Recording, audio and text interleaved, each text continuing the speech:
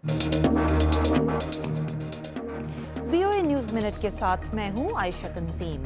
अमरीकी वज़ीर ख़ारजा John Kerry ने मशरिक़ वस्ता में अमन के लिए मुज़ाकरात दोबारा शुरू करने की कोशिश में जुमेरात को यरूशलेम में इसराइली वज़ीर आज़म बेंयामिन नेतन्याहू और आज ओमान में फ़लस्तीनी इंतज़ामिया के सदर महमूद अब्बास से मुलाकात की है।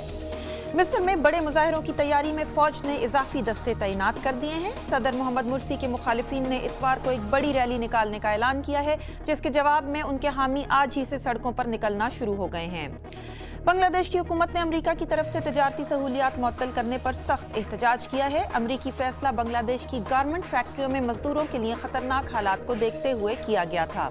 और जनूबी अफ्रीका के सदर नेल्सन मंडेला की सेहत की बेहतरी के लिए कल सारी रात उनके अस्पताल के बाहर जमा हुजूम ने मोमबत्तियां जलाकर दुआएं की। आप देख रहे थे VOA न्यूज़ मिनट। मज़ीद खबरों के लिए देखिए हमारी वेबसाइट urduvoa.com।